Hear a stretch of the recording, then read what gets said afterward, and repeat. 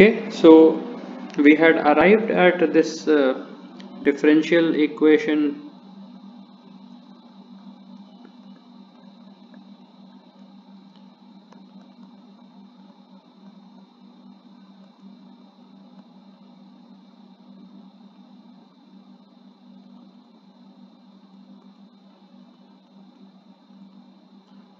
in the last class, and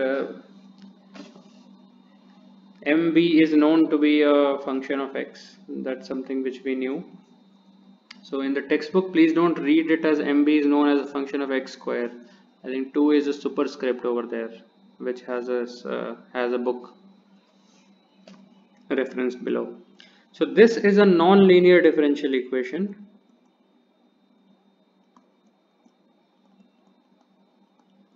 The reason it's a non-linear differential equation because the highest power which you have over here is not, this because of this factor of 3 by 2.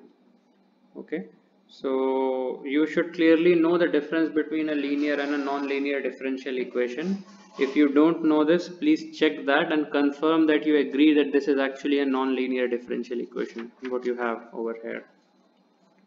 Now, because we are simplifying our theories, right? We studied this engineering theory of bending stress and not the elasticity theory. So we want to keep things simple. Well, non-linear differential equation is definitely by no means simple, and we want to take certain assumptions so that we can make life easy. So let's see how that can be done. If the slope angle phi shown in this figure is small, okay, if the slope angle phi is small, then dv by dx is small compared to unity. So if phi is small, then dv by dx is also small compared to unity. You can look at this figure, this one.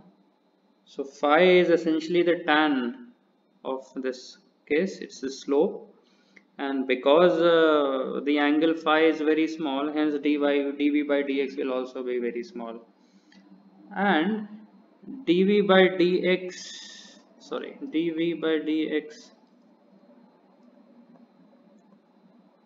whole square will be smaller. Okay, because this is a number which is much smaller than 1. If you square it, it will become smaller still. So what you do is, in this expression you ignore this term, and this 3 by 2 then does not have any role to play, and that makes life very easy for us. Okay, so we obtain this simple expression in which we can say that d phi by ds is equal to d2v by dx square. Okay, this one, where you have ignored this particular term, and you can write the same over here. So in that case you would get this as mb by ei.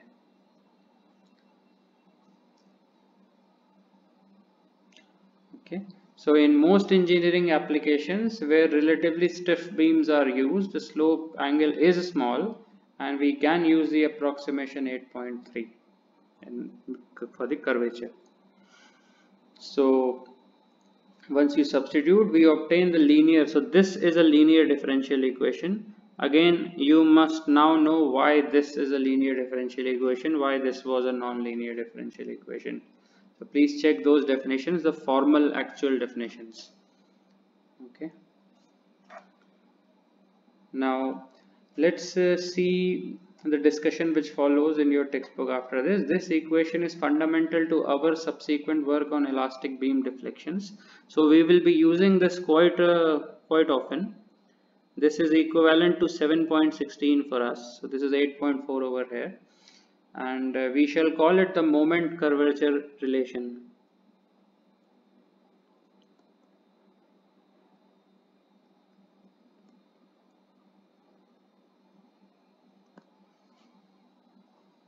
Okay, so We shall henceforth call it the moment curvature relation. So this is essentially a force deformation or a stress strain relation in which the bending moment is the force and the approximate curvature is the resulting deformation. So you have the force deformation relation, and the linear relation, this relation linear one, the constant of proportionality EI is sometimes called the flexural rigidity or bending modulus. So this is a term which you must actually learn. I personally don't fancy terms like this, but it just seems the rest of the world does, and hence it may be slightly embarrassing if you don't know them.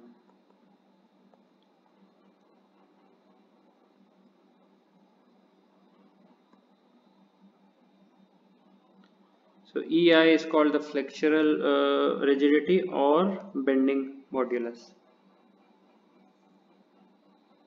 So one of the things which we should note about this 8.4 is the sign convention. We shall take the orientation shown in figure 8.1 and 8.2. Okay, so please remember these two figures in mind, and everything which you see around are based on this particular figure.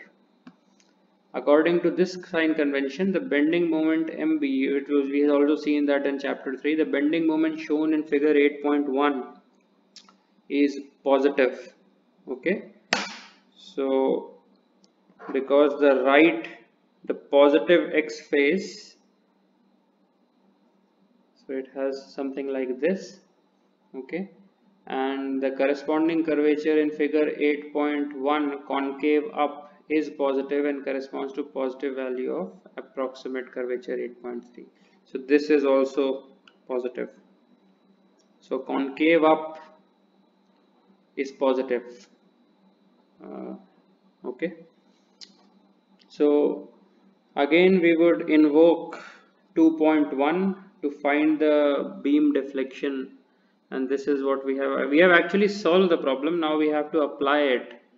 I mean, we know that for this bending moment what would be the deflection in a small region. All we have to do is like integrate it approximately, just like in the earlier case we knew that for a given bending moment what would be the axial stress, what would be the shear stress. So we have already done most part of it.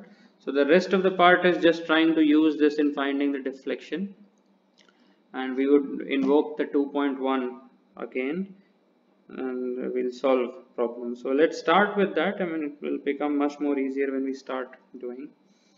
So we have this simply supported beam, example 8.1, of a uniform cross section shown in figure 8.3 is subjected to a concentrated load W. Okay, this is the concentrated load W, and you can see where this W weight acts at distance A over here and B like this. So, and it was originally straight undeformed, now it has curved. So it is desired to obtain the deflection of the curve of the neutral axis. So you want to find the displacement, the deflection of the curve for the neutral axis. So essentially you want to find V of x for neutral axis. Okay, so let's see how we can approach this particular problem. Okay,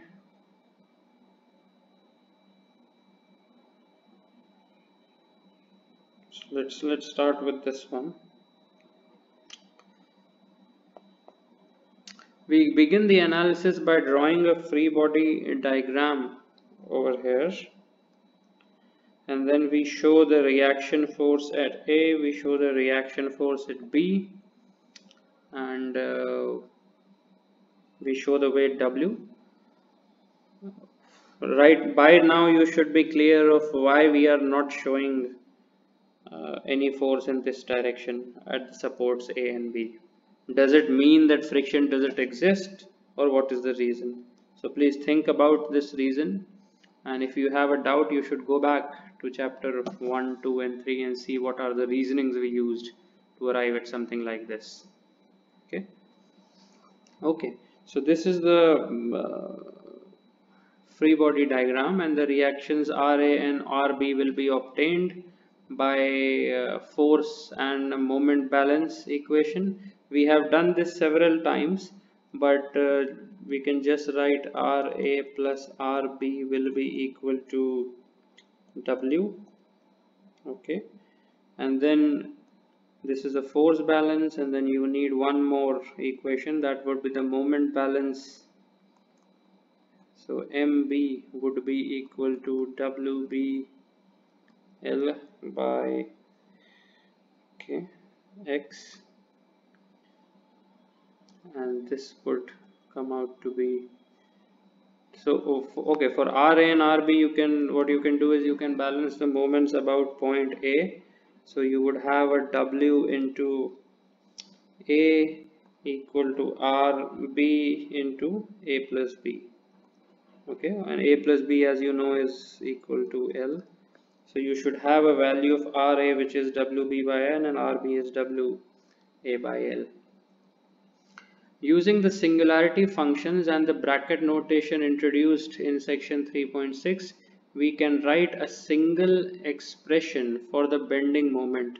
So that single expression, MB, can be written as Wb by L into X minus W into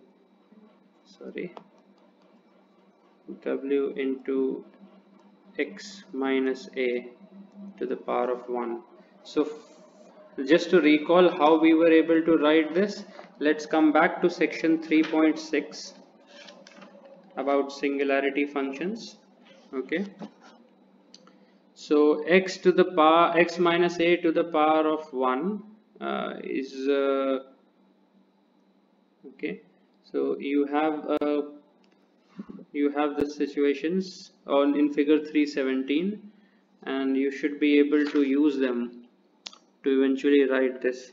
So you have to break this down into two parts. One, you have to first write this, so point X, which is from here to here, and then you should be able to write how the bending moment varies over there. And the other case would be to consider it somewhere over here, and that would include your this W term, and that's how you will be able to write it. So X minus A, so you will begin from here again, and that's what you have.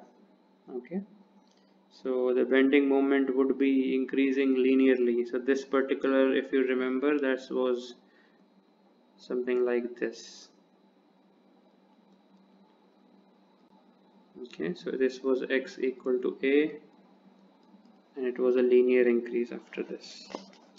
Okay, so this is how we were able to find this, and please do this particular exercise if you are not sure how we have arrived. So I'm writing here, do this, because this cannot be a part of this particular chapter. Okay, now once you have written the singularity function, we can find a single expression for the bending moment directly from the free body 8.4. And why are we seeking the bending moment?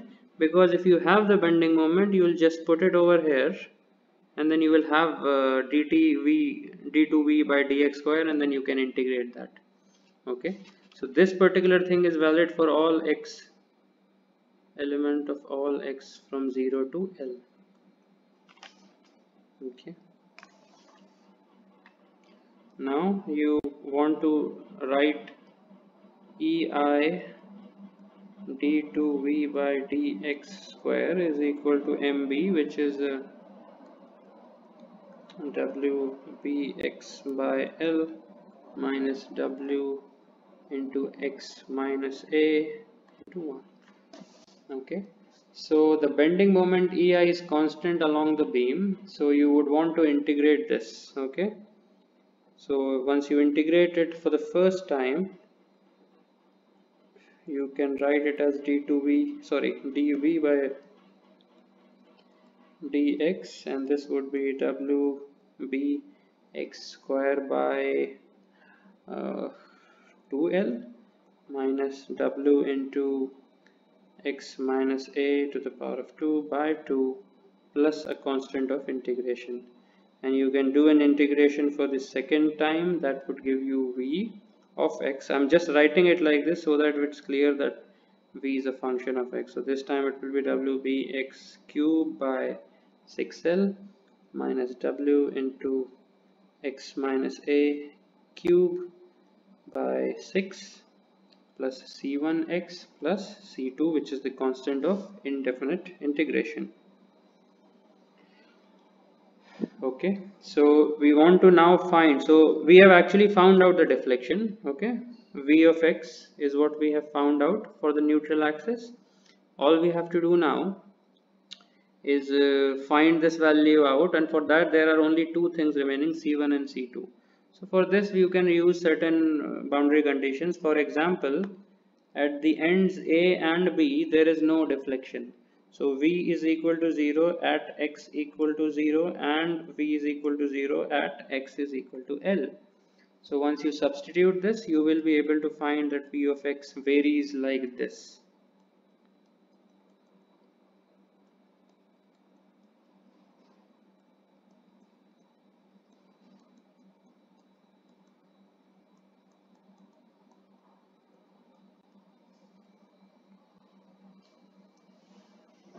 Okay, so that gives you this particular value, and you can always find out,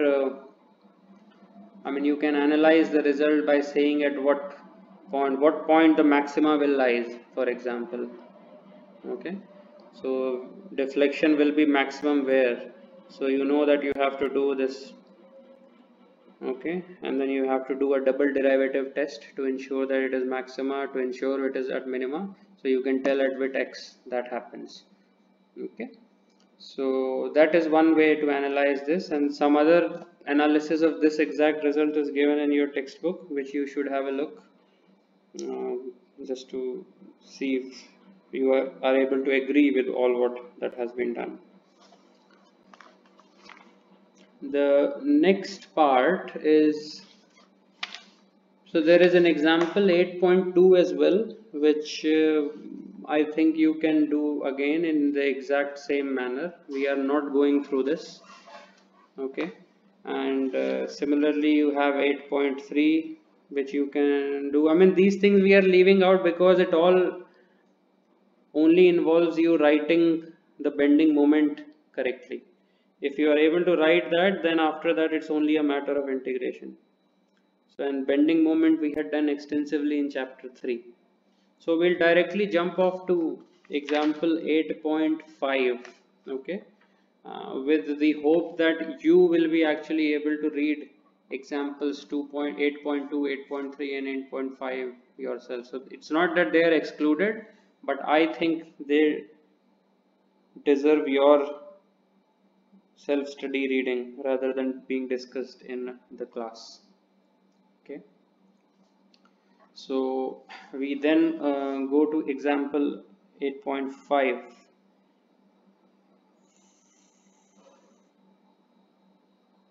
Okay, a long uniform rod of length L, weight W per unit length, and bending modulus EI, so this is the flexural modulus, is placed on a rigid horizontal table such that a short segment CD of length A overhangs the table. So you have this A, B, C, D, and the CD overhangs the table. Okay, as shown in this figure, it is required to find the length B of the segment which lifts up from the table. So there is this length B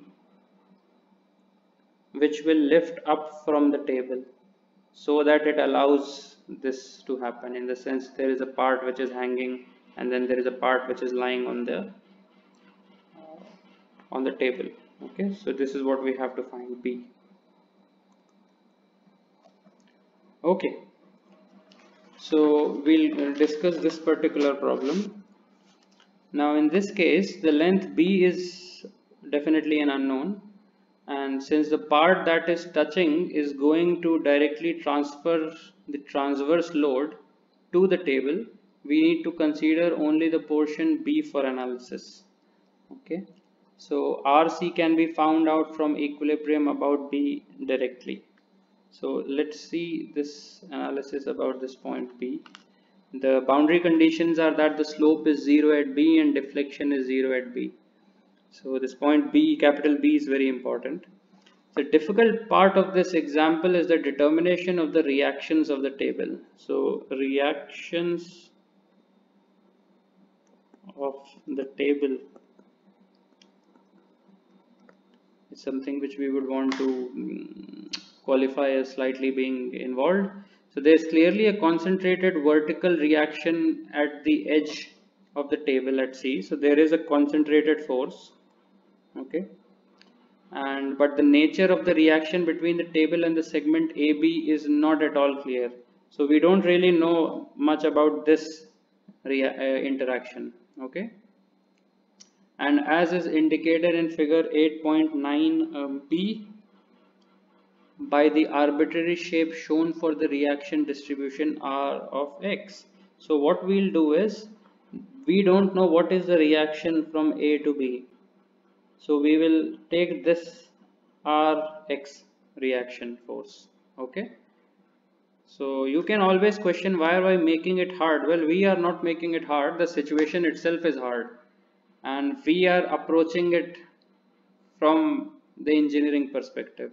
So we cannot just assume that this R of X is a constant value. Okay, we are not doing that.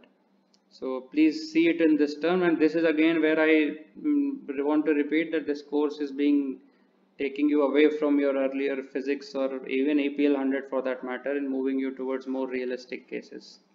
Okay, so this is there. Now for a reason which again must be clear to you, we have taken the reaction at C in the vertical direction. Okay, the reason is simple. I mean, if you take and it's the same as we had discussed in the earlier problem, if you do take a horizontal component over here, so it's not like this, it will only have a vertical component, because taking this would mean it has a horizontal component, and if you take a horizontal component, you would have to take a horizontal component elsewhere, and that is something which seems very difficult to do right now. Okay, and it seems seems reasonable to ignore any horizontal component. So if you read the question again, there is nothing mentioned about the friction as such. Let's go through this. It's only a rigid horizontal table. Okay, so it's not, there's nothing said about friction, but despite that we are doing this. It's okay, so it's like openly saying that, well, friction is present, but we still have to do this. Okay, now it is possible, however, to deduce the nature of this reaction R of X, by considering the equilibrium of all three of the steps 2.1 for the segment AB. So for this segment AB, if you use the steps in 2.1, which is force, deformation, and the relationship between force and deformation, we can find this R of X. So we begin by observing that since the table is flat, the beam must have zero curvature in the region AB. So AB should have a zero curvature because it is lying flat on the ground. Okay, so this does not have a curvature like this.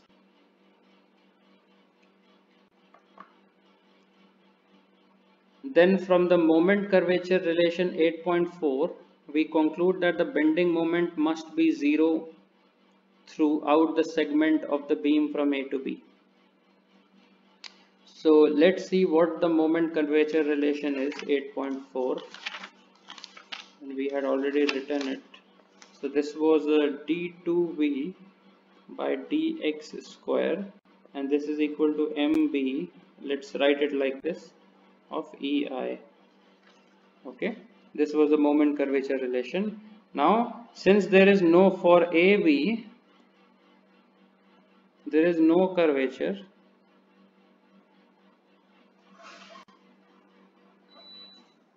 okay, so what we'll be saying is that this d2v by dx square is 0, and since EI is not 0, that implies MB of X is equal to 0. Okay, so the bending moment is 0, not constant but 0 through for this segment AB. Okay, for this segment AB. Okay, now let's sort of move ahead.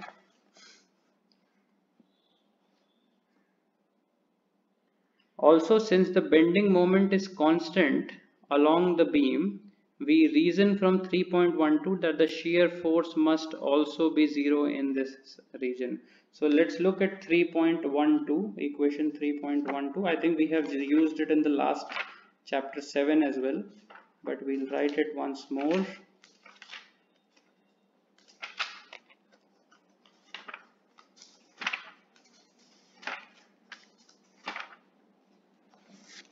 So 3.12 is dmb by dx plus v is equal to 0. Now since mb of x is equal to 0, this particular term will be equal to 0, and this implies that v of x is also 0 for AB. So now we want to sort of extend our reasoning, and we conclude from 3.11. So if you see 3.11, that is dv by dx plus q is equal to 0. Since this is equal to 0, this thing will be equal to 0. This implies q of x is also equal to 0. So we conclude that the net intensity of force must be 0 in the region AB. So net intensity of force.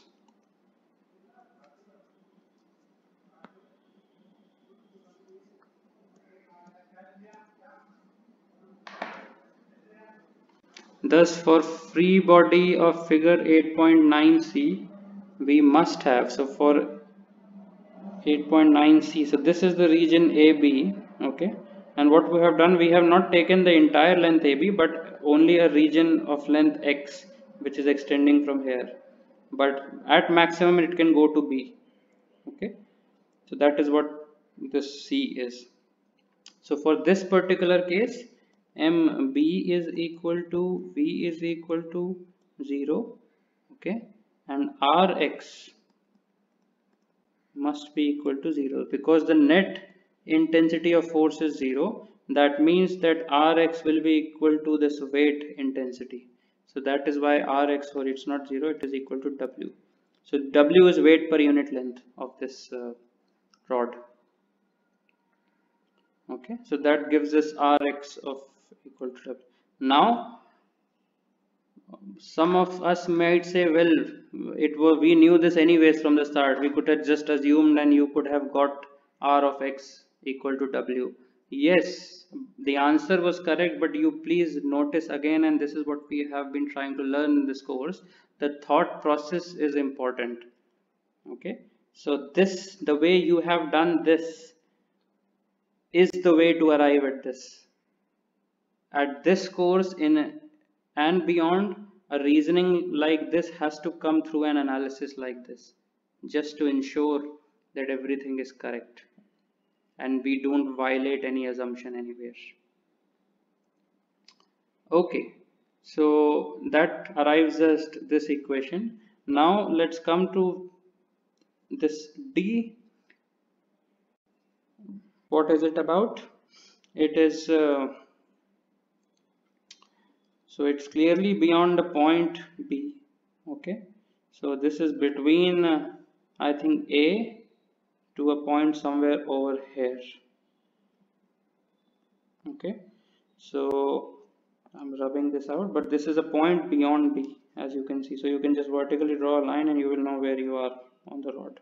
Okay, so if this is the case, so you have this length C. Okay, this was the length C, and then you have considered a length element delta x. So this x is equal to C plus delta x, and in this case you have shown the W until C. Okay, this is what we found from over here, and the W weight acting, and beyond this there is still the weight acting, but since it's no longer in contact now with the table, so this reaction is not applying over here in this region. Okay, so this is there, and then you say, if we now satisfy the requirement, so what you have to do is you have to again satisfy the requirement of moment equilibrium. What does this mean? That for this one now you have to write dmb by dx plus v is equal to 0. Okay, and you have to write d2v by dx square is equal to mb of x by ei.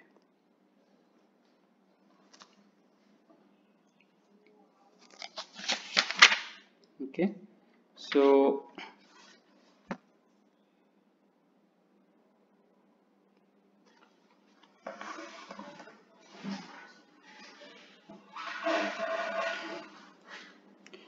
for this particular element, these two things have to satisfy, and you would know how that can be done.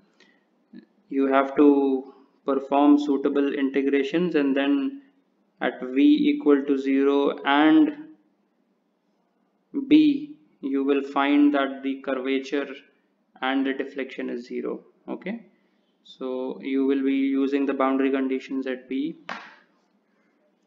So a negative bending moment at this point at distance delta x to the right of b is not compatible with the requirement that the beam must have a positive curvature in order to leave the surface.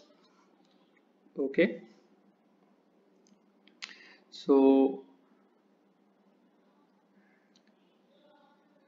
since a positive curvature implies a positive bending moment, okay, so the positive bending moment, a positive bending moment at distance delta x to the right of beam requires the existence of a preponderantly upward external force in this interval, and therefore we conclude that there must be a concentrated upward reaction force at B as indicated in 8.9e.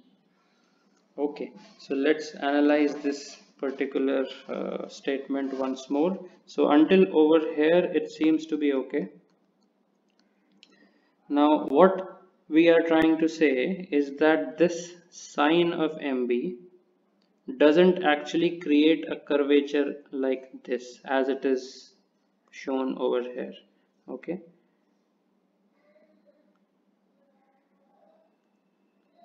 so what we must do is we have to find other ways in which this curvature can be, we have to find other ways in which this curvature has to be maintained, and for that we have to assume that there is this force RB over here which acts in this direction. This is over and above the W which acts, and if you have this, then you can have the moments in a way that there will be a positive bending moment. So this will require the existence of a upward external force in the interval, and therefore we conclude that there must be a concentrated upward reaction force at B as indicated in 8.9. So this RB has to be put in place so that you can have a so-called negative bending moment. Okay, so because a positive bending moment at distance delta x to the right of B requires the existence of a preponderantly upward external force, so a negative bending moment at this point is not compatible with the requirement that the beam must have a positive curvature in order to leave the surface. So I'll have to put it in this way. Let's see. Let's go back here.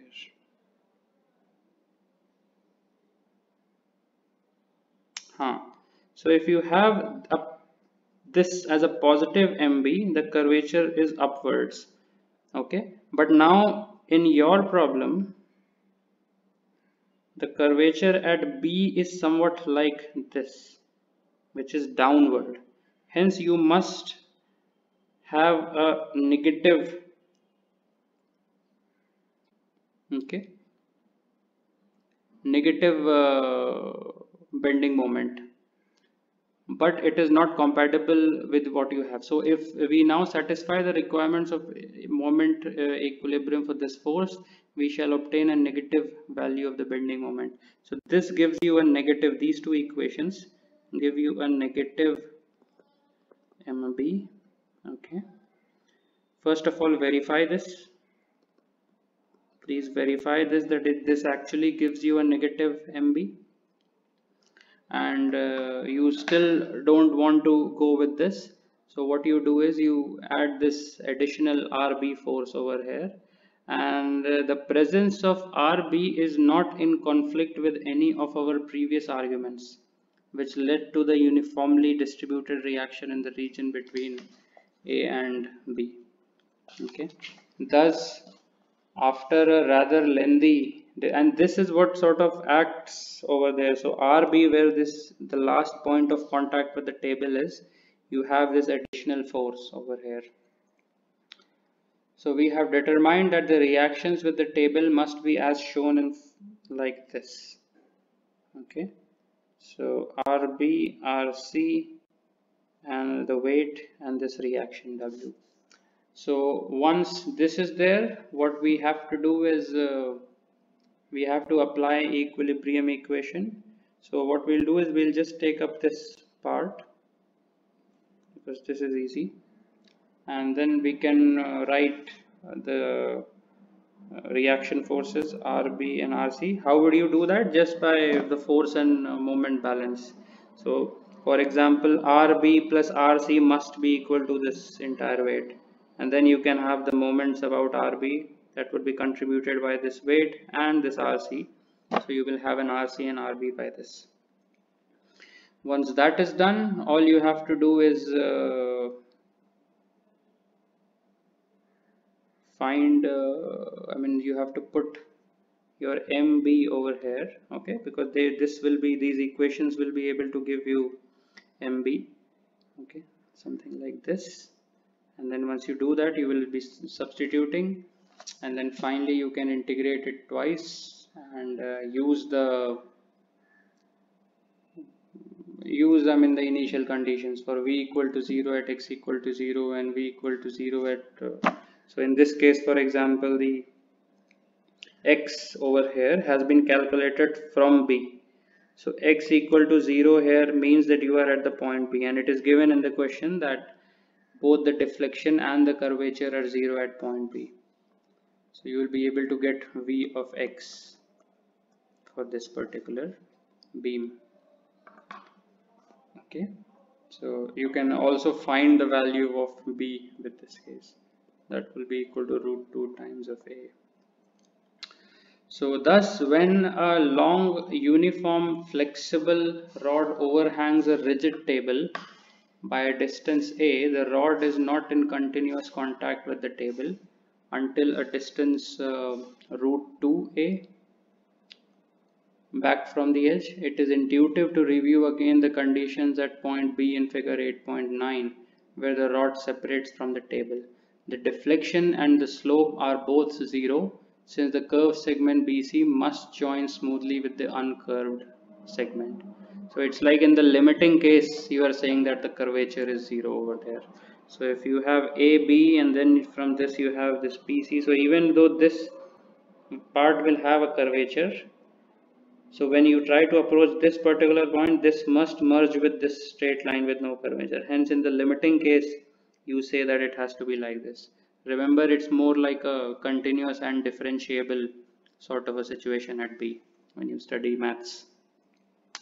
Okay, the bending moment is 0 since there is no bending moment in the segment AB, and then there is no mechanism for introducing a sudden change in bending moment at B. So there is, however, a sudden appearance of shear force at B, since the table can exert a concentrated upward reaction force.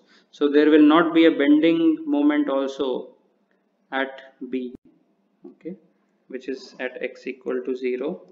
for the very same reason that from A to B there is no bending moment, so it is unlikely that suddenly you will have a bending moment. Okay, so this is, it will not have a, there is no mechanism for introducing a sudden change in the bending. So think of reasons where you can have a sudden change of bending in a beam, and why is it okay to have a sudden shear force over here, which we introduced.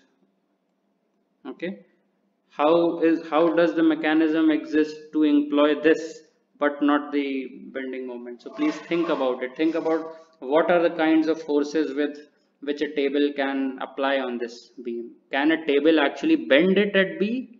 The answer is no, and hence you cannot have a sudden bending moment at B. But the table can definitely exert a force in the vertical direction, and that is what it is doing in RB. Okay, so that is where sort of we end this particular part, and I would still, just because we have some few more minutes left, I would still want to go with you again about this RB situation and see whether we can uh, whether we see something new. I mean, sometimes it happens that when you look at something at the second time, you start discovering some new things. So let's see if that happens.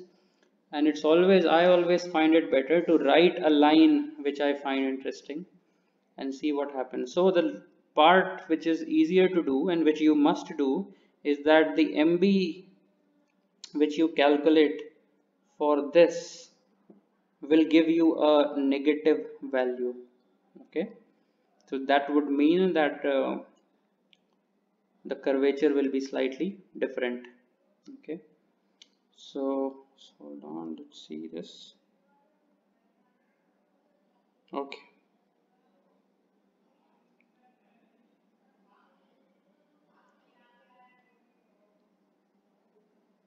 okay, okay. So it says a negative bending moment at this point. So this point is actually this point, which is delta x from B.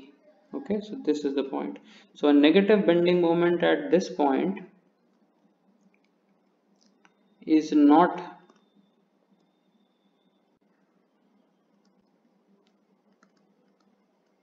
compatible with, so I mean you can see this, this can be from a distance delta x from B. Okay, so it is not compatible with the requirement that the beam must have a positive curvature in order to leave the surface. Okay, so let's see how this can leave. So this is the beam, okay, and A and B, and it can only curve like this if it has to leave the table. Okay, so this is a table. Now this is a positive curvature. Okay, and what we have got is a negative bending moment, so this is incompatible. So a curvature like this should have a positive bending moment. Why do I say it? The rod can only leave the table like this. Look at the other assumption. This is the table, and A and B. This is how, sorry, this is how is a negative curvature looks like. So this cannot happen. You have a very easy way to see this. Just take any, like in your garden pipe or whatever else, you can take a piece of string and try to see this. Try to putting one part of it on the table and then lifting it, notice the curvature. It will not be like this. It will be rather like this. So the slope will actually go from 0 to positive. But over here you see there is this point over here which is problematic. And this is not how reality happens. You want to verify this, take a piece of string, take a garden pipe and put some part of it on the floor and see how it rises. Does it rise like this or does it rise like this? Okay, so a negative bending moment would be okay for a negative curvature, but a positive bending moment would have to happen like this, because since this is how physically only things can lift up, you have to conclude that this MB which you had found out negative was actually incompatible with your findings. So the next step is that you definitely want this to be like this, okay, and then an MB will definitely be negative. So what is the other way? Okay, what is the other way to make sure that upward external, to make sure that a positive bending moment at a distance delta x to the right requires the existence of a upward external force in this interval, and therefore we conclude that there must be a concentrated reaction. Okay, so we want things to happen like this, and we then apply this additional RB force, concentrated force. Now what does this RB force does to the point B? So if you draw R cross F, so if this is R, okay, cross F, so R cross F, you get a bending moment which is going in. In this case, you get a bending moment which is going out. Okay, so if this was actually negative, sorry, this was going out. So if this was negative, this has to be sort of negative in this direction, so it will be negative, so it will be of opposite sign, so it will be positive, but overall it will still be positive. Okay, so whatever be the opposite sign, you will be able to find that, and that is what ensures that you can have this contact of the rod with the table and let it rise up like this. Okay, so I leave you with this example, and with a lot of things for you to actually think about, especially related to this point B, and spend time about this. It's not something, things like this which are closer to reality, which are like real engineering problems, deserve a better time and attention from you. So I request you to really think about this, read the textbook again and again until you are able to really understand how this works. Okay, because you may have to do things like this, and thinking like this helps everywhere. Okay, with this note, the way you are learning this subject, or for that matter any subject, it doesn't really confine you to that subject. See the way you are making your arguments, you are assuming, you are not believing everything, you are not letting your past knowledge of physics to have easy ways out, and yet when you face a situation where you are up against the wall, as has been twice used in your textbook, how do you come out of those problems? So these learnings which you have in this course are not limited to this course. They extend far beyond, not just to this course but other courses, and even for many situations in life as such, which may or may not be in the field of mechanical engineering. Okay, so let's appreciate the way we are going about this, and I hope all of it will be helpful to you. So with this, I'll leave you in today's class, and we will be going up to section 8.9 in the 8.4 in the next class, which is superposition, and then we'll revisit back our example 1.3, which we had left long time back in chapter 1 and 2 and 3, I think. Okay, so we'll be revisiting that once more. Thank you.